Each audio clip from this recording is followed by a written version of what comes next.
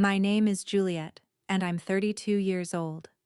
At my younger sister's wedding, my father raised a champagne glass, smiled at 200 guests, and said he had prepared a tribute to the daughter who taught him how not to live. The giant screen behind the dance floor lit up before I could move. First came my divorce papers, then a screenshot of my nearly empty account from 3 years earlier. Then a photograph of me carrying boxes out of my old apartment while bright red labels appeared above my head. Divorced. Broke. Failure. The room hesitated, waiting for someone to object. My father supplied the laugh, and the tables followed.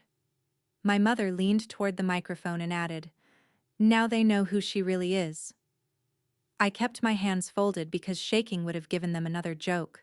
What they did not know was that my sister had warned me that morning to keep my phone charged.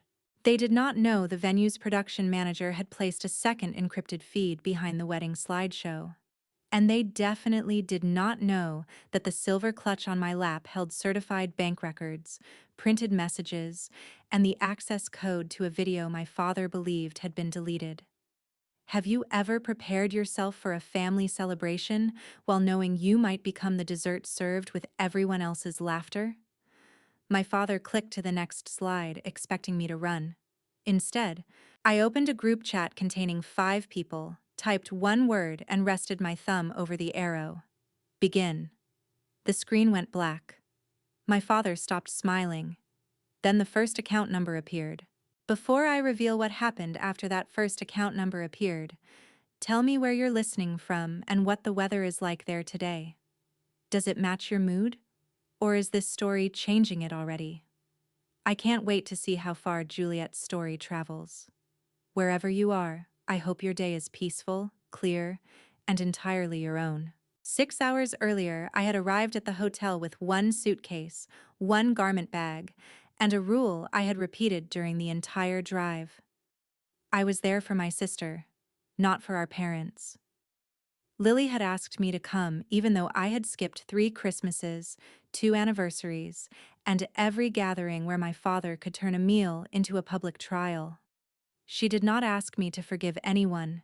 She only said, "I want one photograph from my wedding where both of us are standing in it." That was enough. In the bridal suite, she hugged me too tightly, then checked the hallway before slipping a black access card into my hand.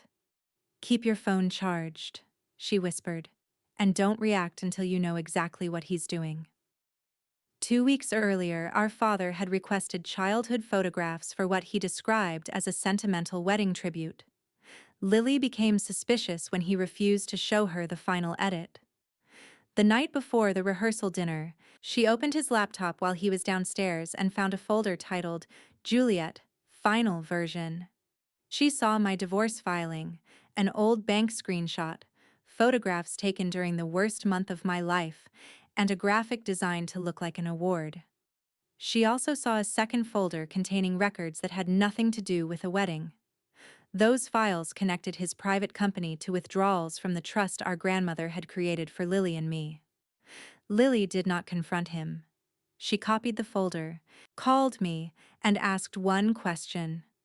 "Did you take $417,600 from the trust?" I nearly dropped the phone.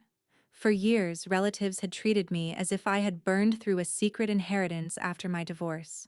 My mother had repeated the story with such confidence that even I wondered whether some document had been signed during the confusion of my marriage ending. I had never received that money. The next morning, I contacted Evelyn Shaw, the attorney who had drafted our grandmother's trust. Because I was a beneficiary, Evelyn requested certified statements. The records showed 19 transfers labeled Juliet, Creative Advance. Each transfer moved first into North Star Advisory, a consulting company owned by one of my father's closest friends, then into accounts connected to my father's brokerage and private debts. My electronic signature appeared on 3 approval forms, but the authentication logs placed every signature inside my father's office while I was living in another state. Evelyn told me not to accuse him until the bank preserved the records. Lily, meanwhile, contacted Nina, the venue's production manager. Nina explained that the giant screen could receive two protected inputs: the presentation laptop on stage and a secure production laptop in the control booth.